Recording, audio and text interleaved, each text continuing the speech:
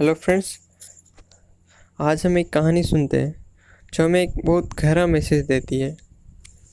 हम देखेंगे कि उसके बाद हमारी ज़िंदगी बदल गई है। हम एक सकारात्मक सोच के साथ हर परिस्थिति को देखेंगे। तो एक कहानी सुनते हैं। यह है एक समय की बात है जब एक गांव में एक पुजारी रहा करते थे। वो उसी गांव के मंदिर में सेवा करते थे, पूजा करते थे भगवान की। एक दिन उस मंदिर में चोरी हो गई तो गांव वालों ने उस पुजारी को भला बुरा कह के उनके ऊपर उस चोरी का इल्ज़ाम लगाया कि उन्हें गांव से बाहर निकाल दिया। वह पुजारी चलते चलते पास ही के गांव में पहुंचा। उन्होंने झोंपड़ी बनाने की सामग्री इकट्ठा की और बड़ी मेहनत से एक झोंपड़ी बनाई उन्होंने नदी के पास में। अब ऐसे करते करते शाम हो गई थी तो उस गांव के मंदिर में गए जहाँ श्रद्धालुओं को भोजन कराया जा रहा था। तो वहाँ भोजन करने गए, लेकिन गांव वालों ने उन्हें वहाँ से भगा दिया क्योंकि वो जानते थे कि इनको पास के गांव से भगा दिया है, इनके ऊपर चोरी का इल्ज़ाम है। तो वहाँ से लौट के झोंपड़ी में वापस आए और वो सोचने लगे कि भगवान की उन्होंने इतनी सेवा की, फिर भी भगवान ने उन्हें ये दिन दिखाए। उन्होंने भगवान को बहुत बुरा भला कहा, उनके ऊपर क्रोध भी आया और वो सो गए। जब सुबह उठे तब उन्हें पता चला कि जिन श्रद्धालुओं ने मंदिर में भोजन किया था वो बीमार पड़ने लग गए। गाँव वालों ने इसे एक अपशगुन मानते हुए उस पुजारी को वहाँ से भगा दिया, उसे भला बुरा कहा और वहाँ से भगा दिया। गाँव के बाहर निकलते एक व्यक्ति ने उसे भोजन कराया और वह पुजारी जितना दूर जा सकते थे उस गांव से उतना दूर चले गए। एक गांव में पहुंचे वो शाम को। वहाँ पे मंदिर के ऊपर झगड़ा चल रहा था। उस झगड़े को उस पुजारी ने शांत किया और वहाँ पे एक नया मंदिर बना था तो गांव वालों की एक पुजारी की आवश्यकता थी, तो वहाँ पे पूजा करने लगे। फिर बाद में उससे पता चला कि जिस घर में वो पहले रहा करता था उस घर में भीषण आग लग गई जिसमें सब कुछ जल गया। और दूसरी जो उन्होंने झोंपड़ी बनाई थी वो भी तेज बारिश के कारण बाढ़ में बह गई।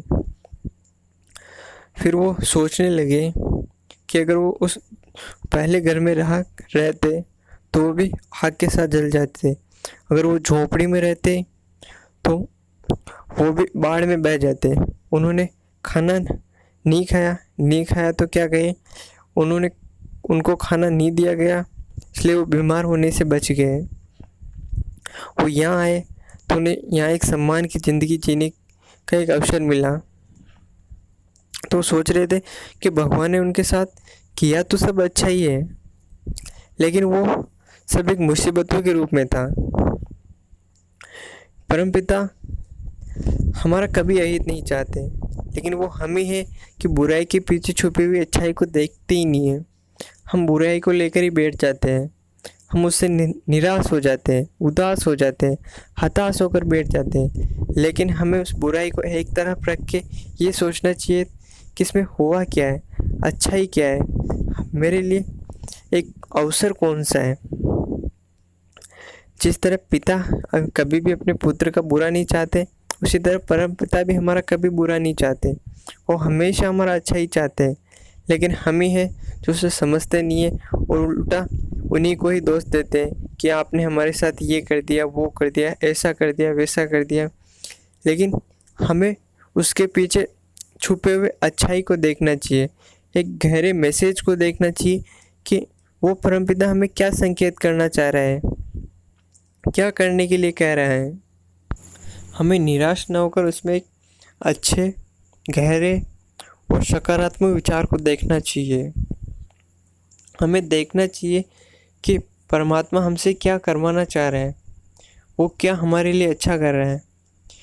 इस कहानी में पंडित जी के साथ ऐसा हुआ, जरूरी नहीं है कि हमारे साथ भी हमारी ज़िंदगी में ऐसा ही हो।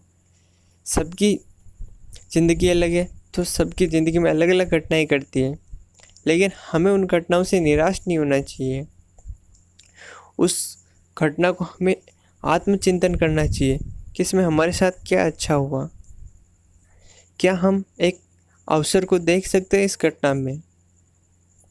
हर घटना हमें कुछ ना कुछ मैसेज देती है, लेकिन हम निराशा के कारण उसे देख नहीं पाते। तो हमें उसे देखना चाहिए कि परमात्मा क्या कराना चाह रहा है। परम पिता सबका अच्छा चाहता है। इसीलिए मित्रों, मैं आज आपसे कह रहा हूँ कि निराशा को छोड़ो। कितनी भी बड़ी मुसीबत हो उसे छोड़ो, भूल जाओ। उसे साइड पे रख के देखो कि हमारे लिए अच्छा क्या हो रहा है। अगर उस समय हमें कुछ भी अच्छा नहीं दिखाई दे रहा है या हम नहीं देख पा रहे हैं, तो आगे बढ़ते जाओ। एक ना एक दिन हमें उसमें कुछ ना कुछ अच्छा अवश्य दिखेगा। बस आगे बढ़ते जाओ, रुकना कभी नहीं है, क्योंकि रुकना ही मृत्यु है। और आए हैं इस दुनिया में तो कुछ करके तो जाएंगे ही। इसलिए कितनी भी बड़ी मुसीबत हो उसे साइड में रख दो।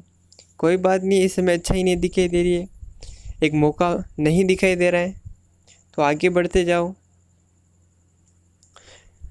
कुछ दिनों बाद या कभी भी हमें उसमें कुछ ना कुछ अच्छा अवश्य दिखेगी। ये बस देखते रहना, एक कोशिश करते रहना। धन्यवाद मित्रों।